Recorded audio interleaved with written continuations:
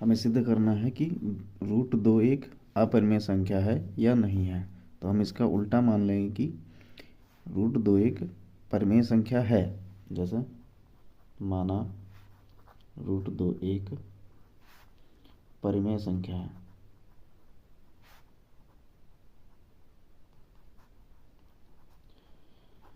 परिमेय संख्याओं को हम p/q में लिख सकते हैं। मतलब √2 बराबर हो जाएगा p/q, जहाँ p और q सह अभाज्य संख्याएं होंगी। सह अभाज्य वे संख्याएं होती हैं जिनका मासा 1 होता है।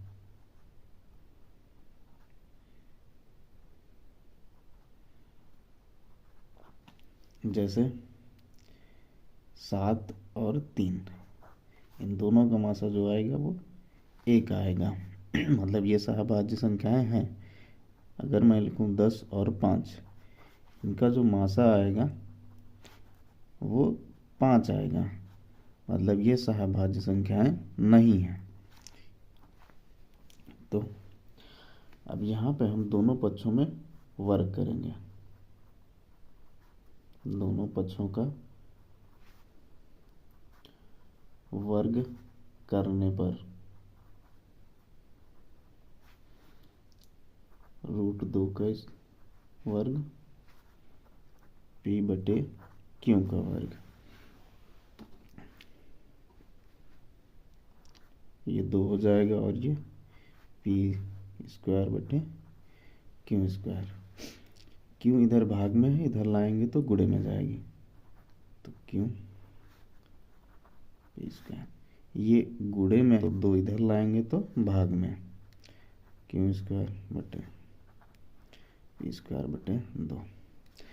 अब यहाँ पर अगर p² 2 से भाग हो जाती है तो हमारी p भी 2 से भाग हो जाएगी। लिखेंगे हम यहाँ, अगर p² 2 से विभाज्य है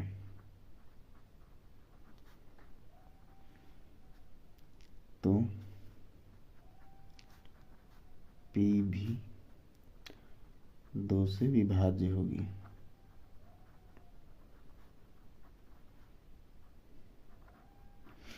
भाज्य होगी। माना p बराबर 2c। 2c मतलब यहाँ पे जो वैल्यू होगी, 3 होगा तो 3c, 5 होगा तो 5c, 2 है तो हमने 2c लिया है। तो हम p का मान इस वाले समीकरण में रख देंगे। मतलब q² बराबर 2c का ²/2। ये हो जाएगा तुम्हारा q² बराबर, ये हो जाएगा 2 का स्क्वायर 4 और c का c²/2। 2 कम 2, 2 दूनी 4।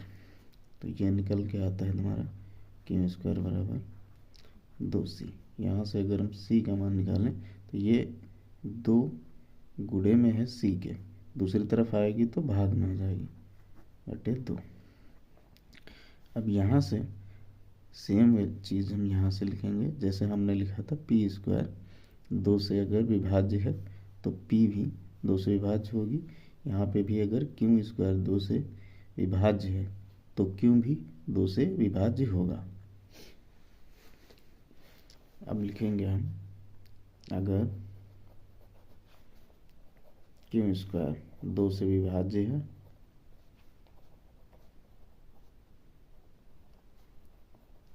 तो q भी 2 से विभाज्य होगा। 2 से विभाज्य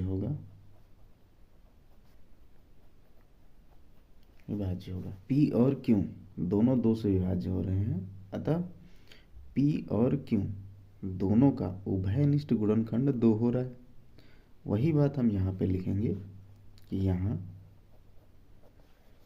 p और q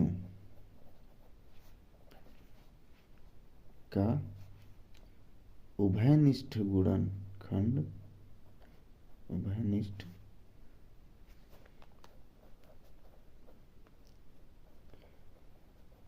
गुणनखंड 2 है, जो कि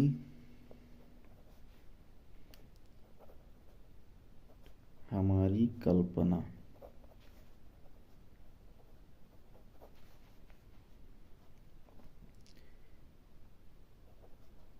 P और Q एक P और Q सह अभाज्य हैं।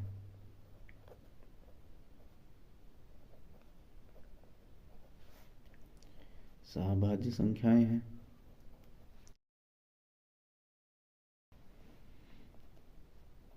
का विरोधाभास है।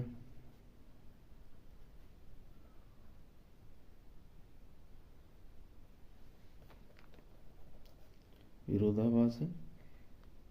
यह विरोधाभास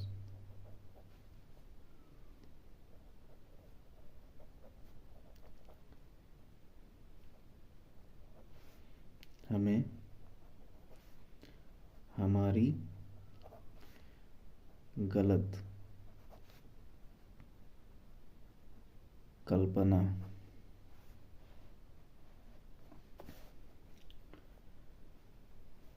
के कारण प्राप्त हुआ है,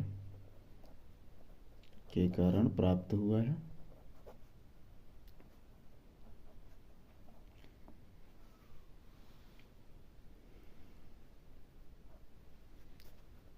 अतः यह निष्कर्ष निकलता है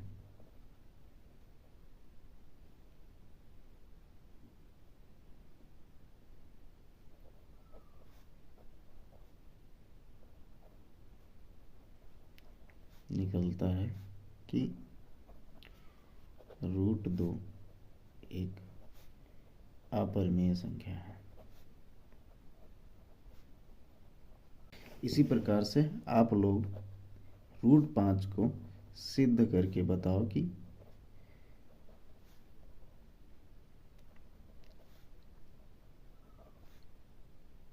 यह एक अपरिमेय संख्या है।